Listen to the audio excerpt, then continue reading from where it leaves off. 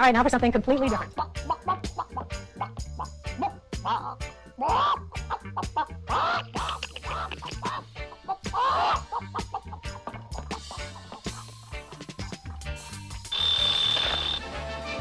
right, now for something completely different. Nova Scotia is a long way. Nova Scotia is a long way.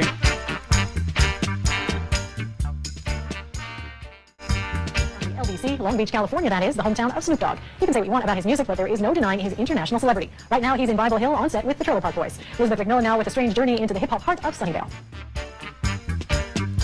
So who's thinking small now? Gotcha. I just saved the planet. Who's thinking small now? Gotcha. I just saved the planet. Catherine Belton's Putin's People, page 421. Quote, most of the first of all, it says, Donald doesn't do due diligence, a former senior Trump Organization executive Abe Wallach said later. Most of the businessmen who came to Trump then were connected to the same nexus of KGB-linked moneymen, some with ties to the Solzhenitsevskaya group. There was Shalva Chirgerinsky's Georgian associate Tamir Sapir. There was Tafik Arif, a former Soviet trade official with connections to Aras Agalarov, backed by a trio of Kazakh metals tycoons who'd earlier joined in business with an alleged associate of the Solzhenitsevskaya group.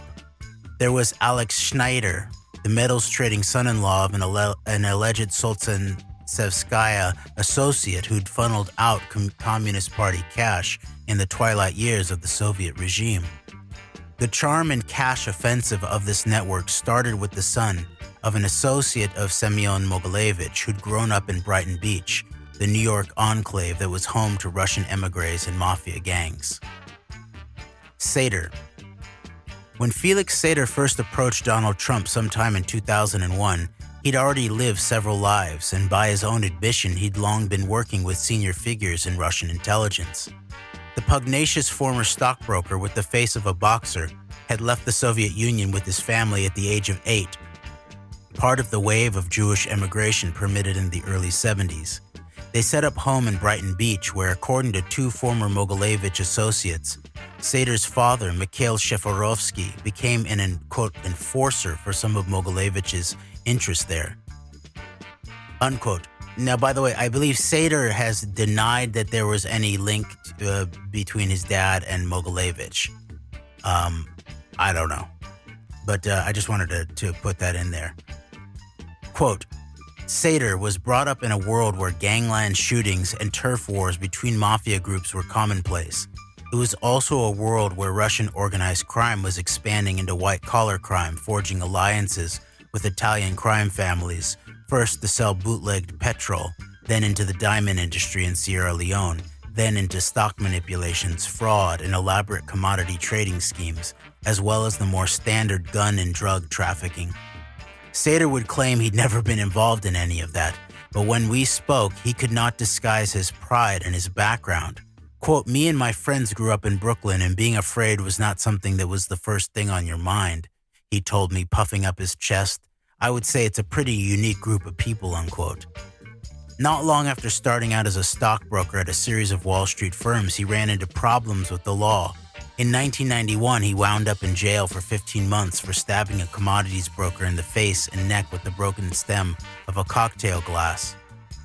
It's interesting. This is just reminding me here, this critical analysis, critical perspective of Felix Sater, just how far people who say like the media is the epicenter of the Russiagate hoax and all of this couldn't be from the truth. I mean, remember, we've pointed out how couldn't be further from the truth. We pointed out how Felix Sater, I believe, got the friendly primetime interview with Rachel Maddow, among other people. Yet Catherine Belton, who's actually putting out critical volumes and information about Felix Sater that figures him right back into the heart and the epicenter of this decades-long Trump-Russian relationship, don't get the time of day. And that's despite, as I mentioned before, Catherine Belton having her establishment bona fides through Financial Times, among other publications. So just another example of how this idea that the media is just stoking this Russiagate hysteria with complete fiction couldn't be further from the truth. And the fact that the people who are actually putting out the best and most damning, most critical work on this don't get the time of day in these within these media types of outlets, and etc. Yeah, that's a good point. Whereas Felix Sater, you can find the picture of Felix Sater maybe after their interview or something like that. But at the very least, he and Rachel Maddow are sitting friendly at a table somewhere in New York, I think.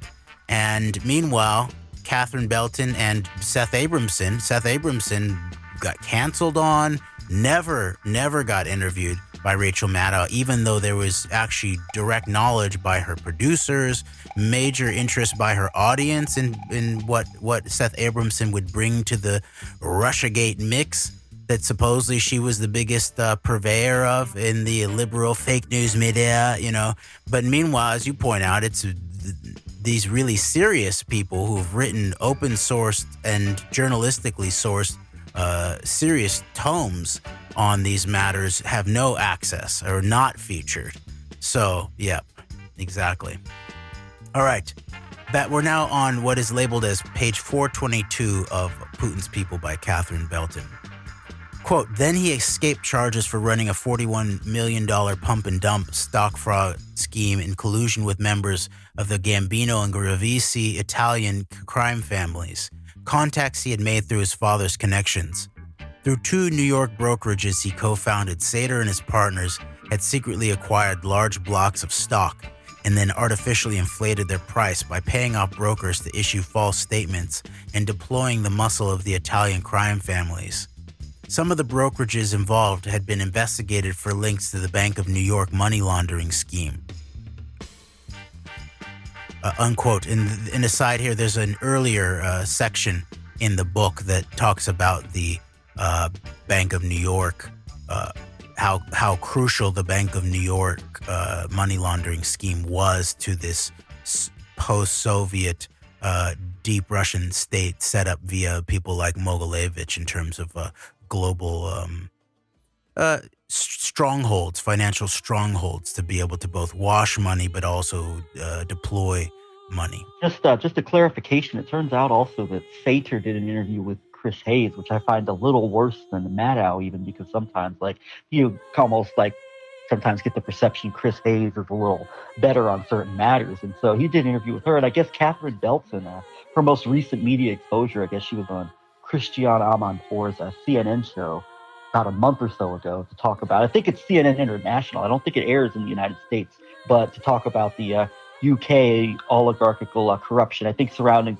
people like Boris Johnson. So there's something, but it's still not like primetime CNN, MSNBC coverage right at the heart of the epicenter of the controlled narrative surrounding all things Trump, Russia, and this global network. So, good point. And by the way, we had a very interesting little small clubhouse room encounter with a group that included Felix Sater and Tom Arnold, apparently, and that was very interesting. Especially, I actually got into it a little bit with Sater, and Sater was saying that Craig Unger's reporting was trash because he got it wrong about Sater's his father's background and all of this. There was much more discomfort by the whole panel, it seemed like to me, in terms of bringing up Epstein and the relationship of Ehud Barak. Because remember, Tom Arnold plays an interesting role in all of this. He's always the guy too who has he knows that he has the goods on Donald Trump in terms of certain unreleased tapes that never quite comes through. Remember, even when we were dealing with Julie K. Brown's book about Epstein, there's this whole piece where she's following up on leads by Tom Arnold that never quite seemed to get anywhere. And then remember, Arnold also knows the Epstein networks. One of his friends, dated Maxwell for a long time, and all of that information never quite really pans out. So I thought that was a very interesting interaction. Maybe we'll give some notes on that at some point.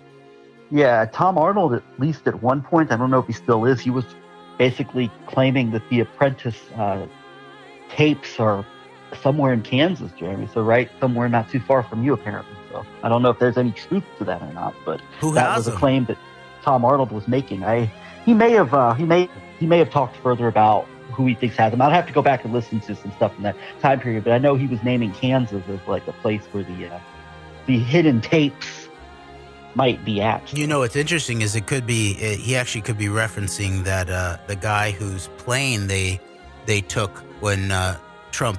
Phil Ruffin. Phil Ruffin, who, by the way, I've mentioned this before, and I found out that made a big contribution to the political coffers of my state, my Kansas state representative here in the Lawrence, Kansas area. And so that, who knows? I know there's a Mark Burnett, Ruffin, Trump kind of thing going on there. So maybe that's a possibility of what Tom Arnold is referencing. That's speculation. Okay. All right, back to what is titled page 422 of Catherine Belton's Putin's People. Quote, some of the brokerages involved have been investigated for links to the Bank of New York money laundering scheme. When that scheme collapsed in 1996, Sater left New York for Moscow, where his Brighton Beach connections helped him make friends at the top of Russian intelligence. He claimed he'd gone to Russia as a consultant for the U.S. telecoms firms AT&T to negotiate a $100 million deal to rent out a transatlantic cable to the United States, and that it was through this proposed deal that he came into contact with high-level officers from Russian military intelligence who controlled the country's telecoms. But he would have never gained such access so fast had it not been for his connections in Russian organized crime. Those connections included Mogilevich, who collaborated with Russian foreign intelligence, according to Yuri Shvets, and a former close Mogilevich associate who knew Sater then. Unquote. That's two different sources there that she's quoting, one named and one unnamed. And Yuri Shvets is also a crucial source for Craig Unger's follow-up book to Trump, House of Putin, titled American Kompromat, where he actually gets into the deeper cultivation, counterintelligence angle in relationship to Trump, Russia, but also then brings in Epstein, Maxwell. And we will see a very interesting tie-in here in terms of these Kazakh oligarchs in relationship to Maxwell, I believe. Okay, back to the text. Quote, in January 1998, soon after the FBI in New York uncovered a stash of documents revealing his involvement in the stock fraud scheme, Sater contacted U.S. intelligence officers in Moscow and offered his cooperation. He would supply top-grade information on the activities of the Taliban and the Northern Alliance in Afghanistan, where Russian intelligence operatives and organized crime had long been active. For Sater and for Russian intelligence, it was the beginning of a beautiful friendship. Sater first provided information on lost Stinger missiles the U.S. government had long been trying to trace, even providing their serial numbers and relaying the information that they were in the hands of the Northern Alliance, who now wanted to sell them. Then, after providing further information, including the coordinates of al-Qaeda camps and what he said were 5 satellite phone numbers belonging to Osama bin Laden, he returned to the U.S. to give himself up. Quote, on his arrival, he made a deal with the FBI that enabled him to avoid the charges and a potential 20-year jail sentence for the stock fraud scam. Instead, he won plaudits for what became 10 years of fruitful cooperation with the FBI.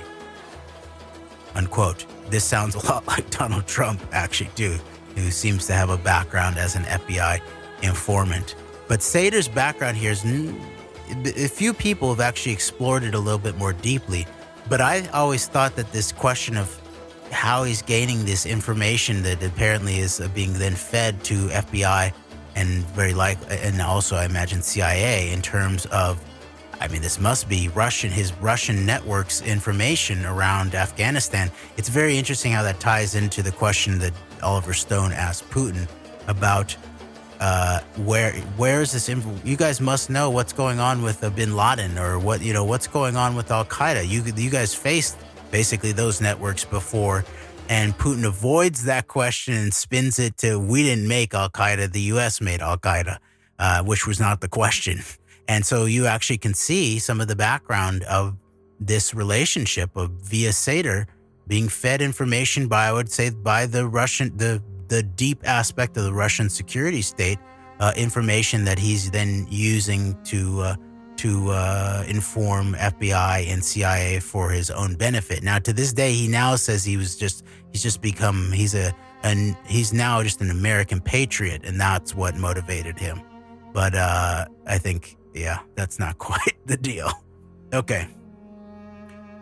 Quote, but Sater was also following a time-honored tradition. Ever since Soviet times, Russian mafia associates from Brighton Beach had offered themselves as FBI informants in exchange for criminal charges being dropped.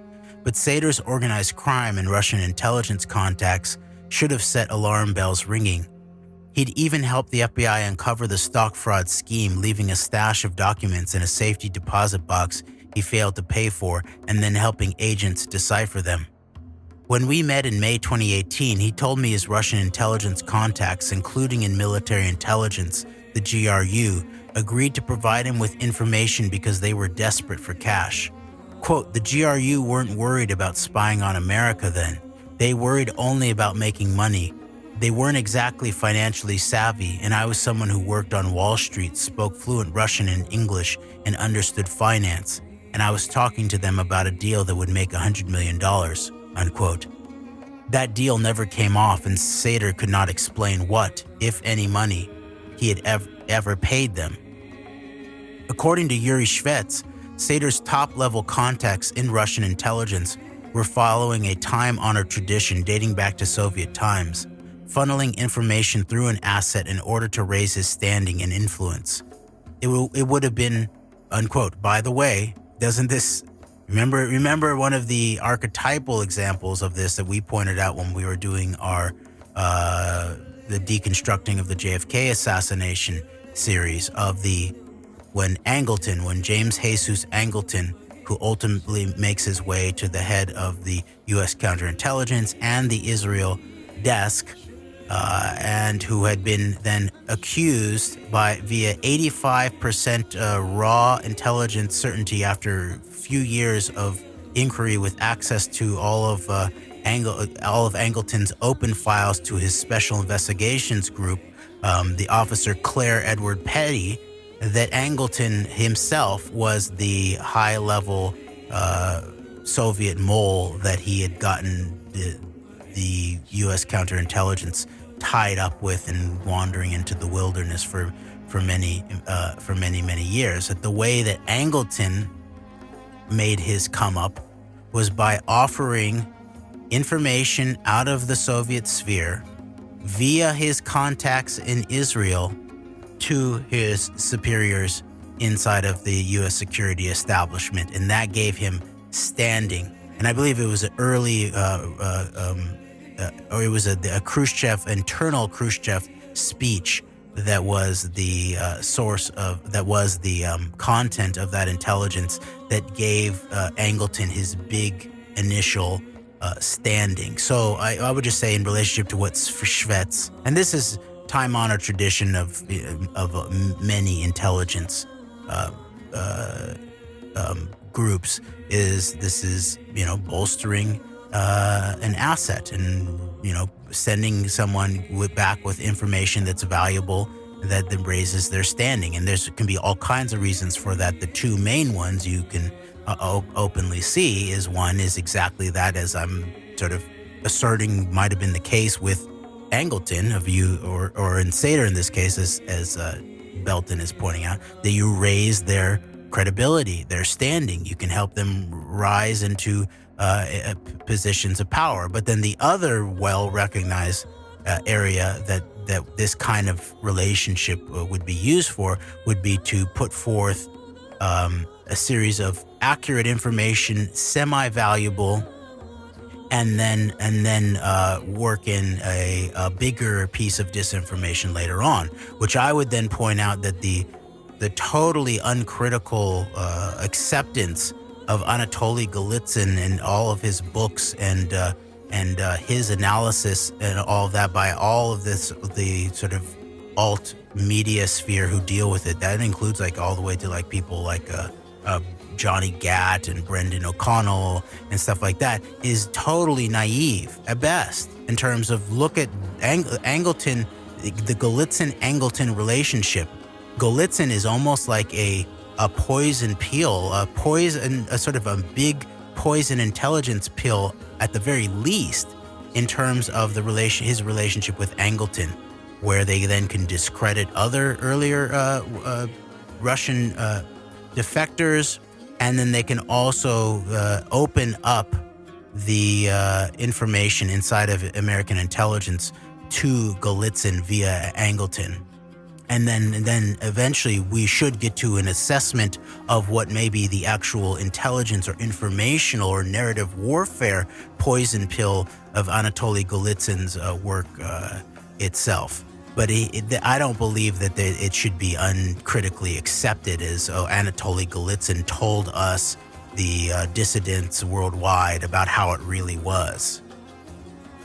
Yeah, Angleton's, he was...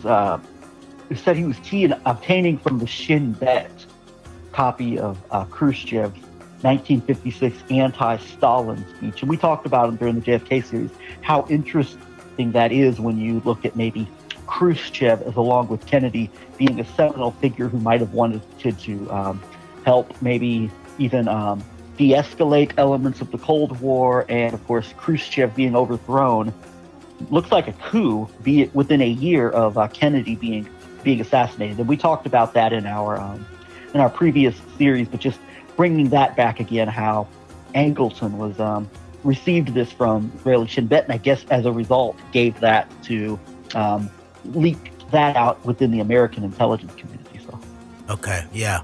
So people can go back to that if they want to get the deeper historical context behind all of that.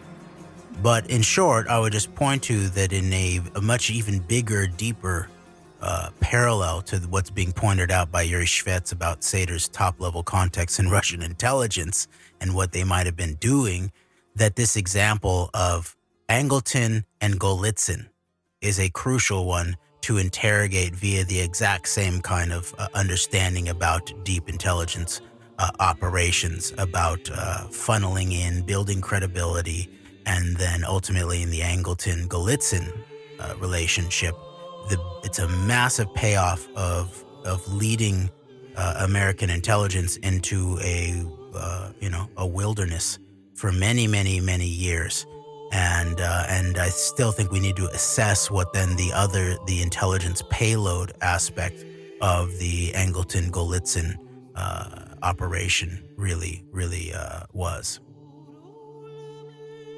All right, what's labeled as page 423 of Putin's People by Catherine Belton. Quote, "It would have been impossible for Sater to gain access to such information without the active cooperation and assistance of high-ranking members of Russian intelligence and organized crime." Unquote. Just before I forget, the other thing that I noted in terms of this background of Sater is even in his quotes to Belton, he's running cover-up for the nature of how deep this Russian intelligence operation actually is, where he says they don't really, all they were after was money and they don't really have their act together. And meanwhile, that's just covering up how deep and extensive this setup globally had been via people like Semyon Mogilevich, who, remember, was partially produced in terms of his brainy dawn status as a global finance wizard by Ghislaine Maxwell's father, the Israeli super spy, but not just the Israeli super spy, with high-level contacts inside of the KGB via Andropov's legacy Krochkov, who became the head of the KGB, and then operating within the UK and US intelligence networks too, in terms of some of the operations that he was doing. But it was Maxwell who has been alleged in the book Israel Super Spy to have, and other places too, to have helped taught in these early days of this setup, way before Sater's talking about here, of the deep, at that point, Soviet intelligence prepping globally, but also then ultimately what became Russian deep state operations around the world in terms of deploying capital. Okay, and Sater then cannot even. They're just looking for money, but then he can't even say if he ever paid them, and they never got any money. So what actually was going on there? So okay. Quote, Shvets said he believed Sater's connections stemmed from an alliance with Mogilevich and Shabtai Kalmanovich, another KGB-linked Solzhenitsevskaya associate who'd been jailed by the Israelis in the 80s for spying for the Soviets. Kalmanovich decided everything for Sater. That's a quote, and I imagine that's from Shvets. Very interesting that someone who had been arrested by the Israelis as spying for the Soviets pops right up in this.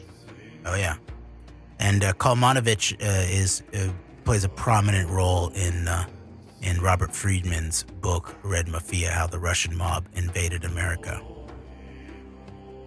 Okay. Quote, Mogilevich and Kalmanovich were at the center of an arms smuggling empire that traded weapons with all sides, with the Taliban and their opponents, the Northern Alliance, and carried out tasks for Russian intelligence. According to a former Mogilevich associate who knew him then, Sater had never set foot in Afghanistan, and the information on bin Laden's phone numbers and the missing Stinger missiles, quote, would have most likely come from Seva, unquote. Seva is Mogilevich.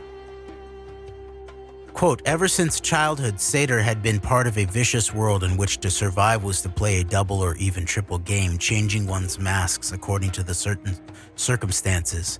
Quote, everyone has many faces, and it is very difficult for us to know which is true and which is not, said another former associate of Mogilevich. They had to be like this to survive, unquote. Theirs was a world of backroom deals and an underground economy which had operated in the shadows since Soviet times, where a single misstep could land you a lifetime in jail, or more likely a bullet in the head.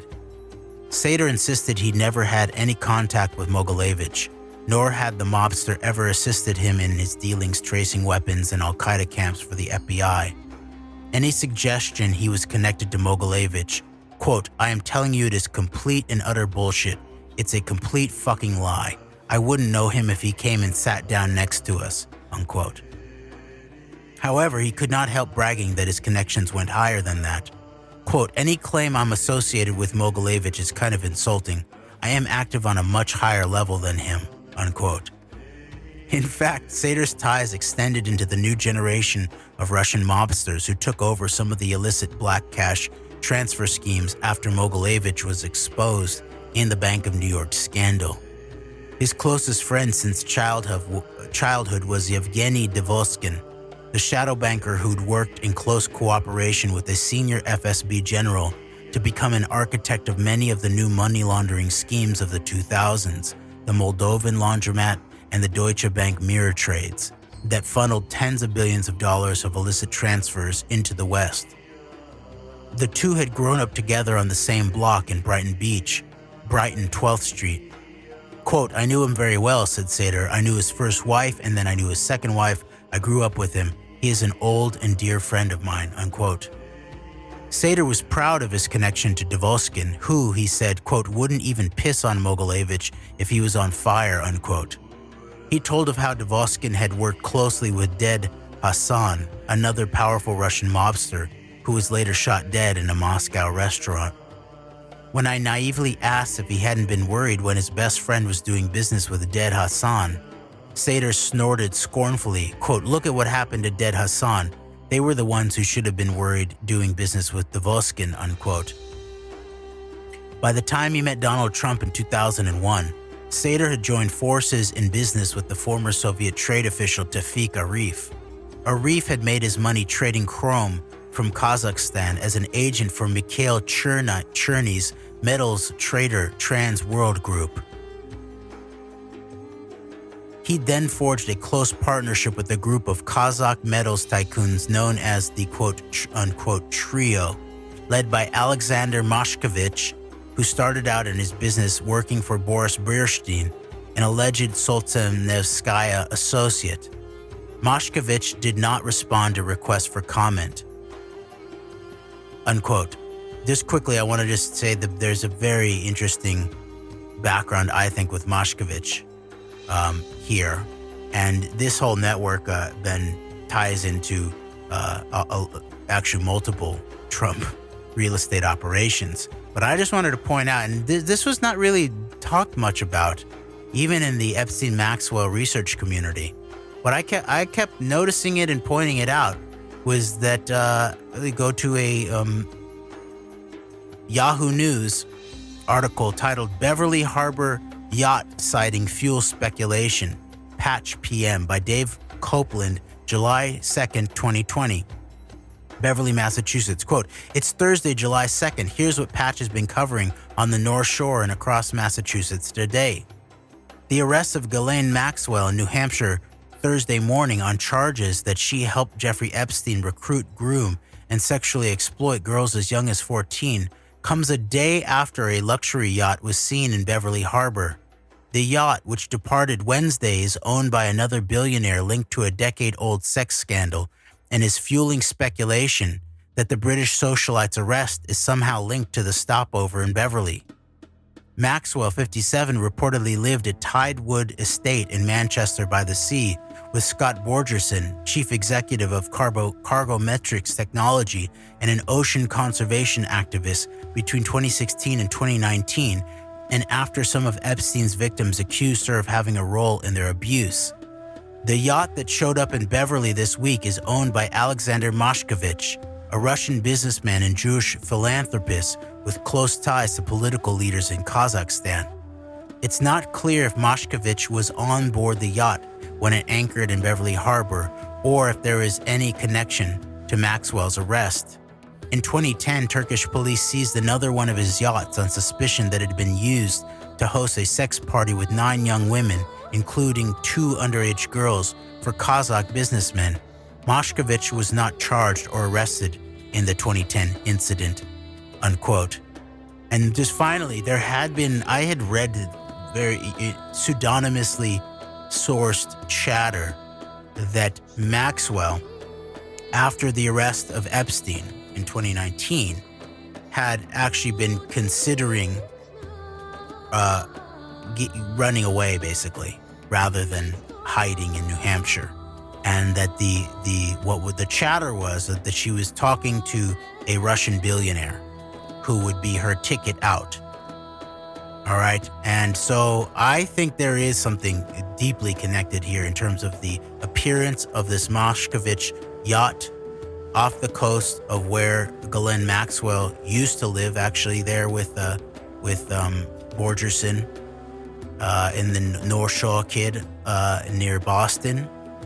And who knows if the timing is very much related in terms of the arrest of Maxwell, whether there was a decision to pull the trigger on the arrest because there was information that Maxwell may make a run for it, or was that a response to then information that the arrest was coming? Who knows? But I get a sense that this is very much connected, Mashkevich to Maxwell. And so I think if you look at these bigger networks here in terms of what we're reading from, in terms of Putin's people, I think it gets very, very interesting and should be followed up in terms of the Maxwell connection to this sphere. All right, back to the text. We're now on what is titled page 425 of Catherine Belton's Putin's People. All right, she says, quote, Mashkevich did not respond to requests for comment.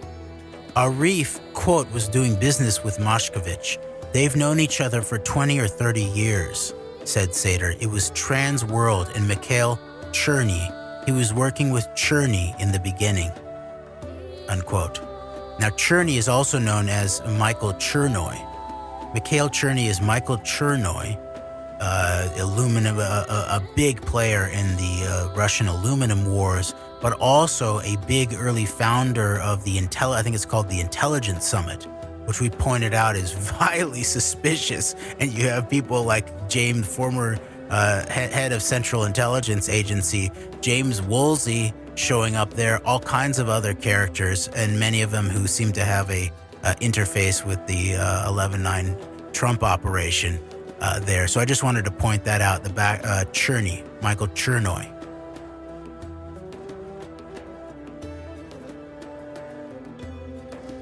For her age. Well, I wish I could spend all my free time shopping for clothing and makeup like you, but with all my charity work, I'm just too busy thinking about others. Oh, really? And what worthy causes are we involved in? Well, I'm very busy. Well, I did a lot of work for Save the Pigeons. Pigeons aren't an endangered species. Some of my men are calling you Solenia, the Pickle Man, an old wives' tale. Pigeons aren't an endangered species. Calls from bowls of cold soup to steal the dreams of wasteful children. That'd be a lucky break for you. Go, shoot to kill! Pigeons aren't an endangered species.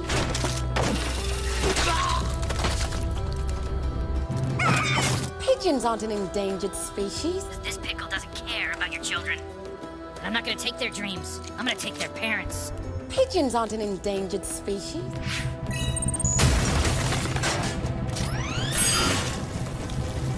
Pigeons aren't an endangered species. Well, I guess all my hard work's paid off then, hasn't it? Wow, what's that? It's the ghost of Elvis. He's haunting my condo. Just ignore him. Ooh, cute butt. Go into the light, Elvis. Go into the light. In, Elvis. So irritating.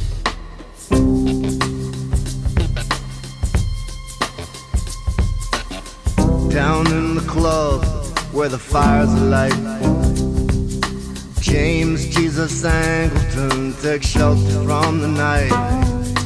All your papers are in order, yes it seems.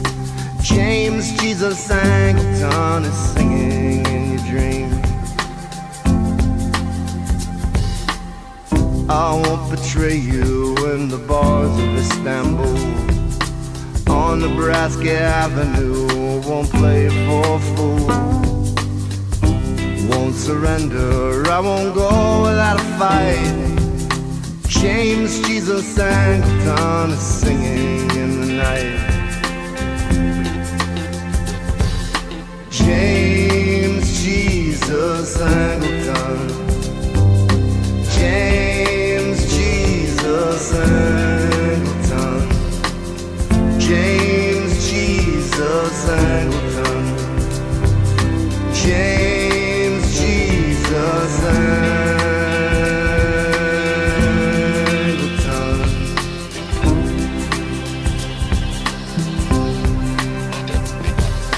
For the nondescript man, where trophies in the hole. James Jesus Angleton sends codes out to control. All your good men, they inform and they conspire. James Jesus Angleton is singing down the wire. James Jesus Angleton. James Jesus Angleton. James Jesus Angleton. James Jesus Angleton.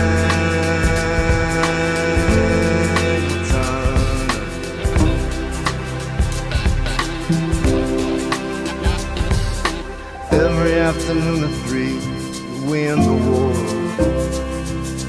James Jesus Angleton goes drinking at the shore. Foil your agents, we will kill them or they'll flee. James Jesus Angleton is singing to the sea. James Jesus Angleton. James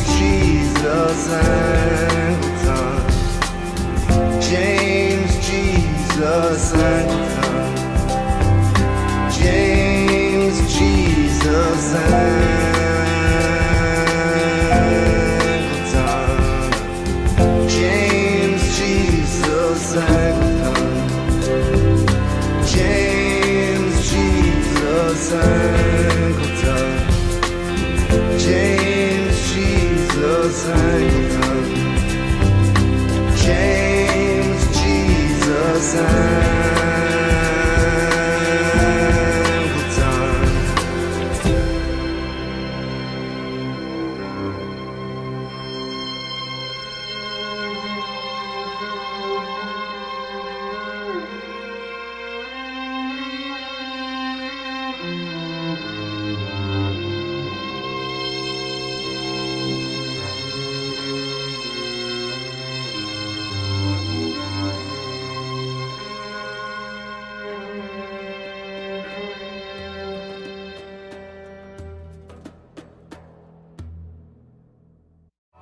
Gazing at people, some hand in hand. Just what I'm going through, they can understand. Some try to tell me thoughts they cannot defend. Just what you want to be, you will be in the end. And I'll love